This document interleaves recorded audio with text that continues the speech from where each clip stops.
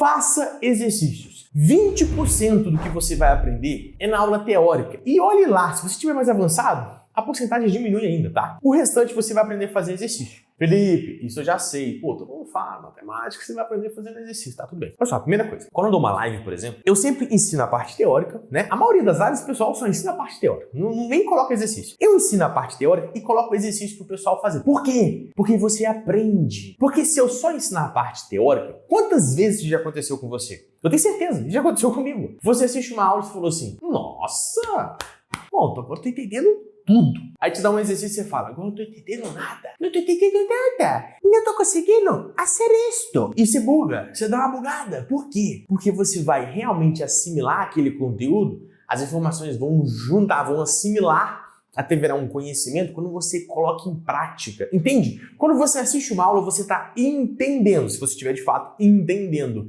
Depois, a parte mais profunda, você compreende, ou seja, você está assimilando aquilo. Quando você assimila, aquilo passa a ser um conhecimento seu. Já está integrando a sua consciência. Então, quando você está assistindo uma aula, você está entendendo. Você está, legal. Legal, você está unindo as informações ali. Quando você coloca em prática, você fixa aquelas informações e aquilo transforma em conhecimento para você. Então você tem que fazer exercício. E na parte de matemática é mais importante ainda, beleza?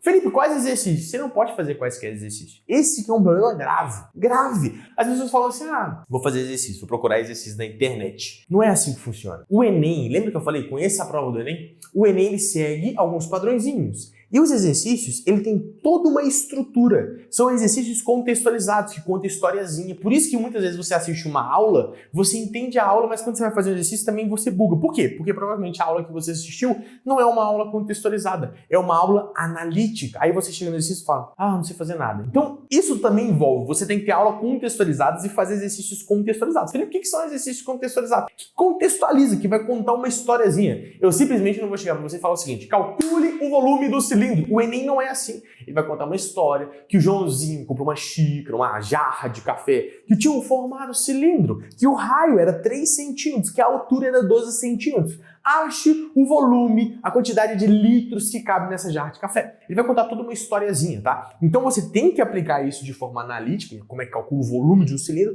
mas você tem que entender de forma contextualizada. E você só entende com prática. Então quando você for fazer exercícios, eu sei que está sendo muita informação para você, mas já vai te dar um guia, é um passo a passo. Você pode assistir esse vídeo mais de uma vez, porque esse aqui vai te orientar e vai te levar nos 800 mais e vai te levar à aprovação para você nunca mais precisar fazer a prova de matemática do Enem. Tá entendendo isso que eu tô falando para você? É isso, filho, eu tô aqui gravando o vídeo pro seu bem. Você ainda não curtiu o vídeo, você não se inscreveu pra live e eu não tô entendendo o que tá acontecendo. Então relaxa, selecione os exercícios, faça exercícios de fixação, que são aqueles mais analíticos, só um pouquinho, só pra você fixar o conteúdo. Depois contextualizado, depois você faz alguns complementares para você preencher as suas lacunas de conhecimento se você estiver mais avançado, beleza? Então você tem que saber o nível que você tá também.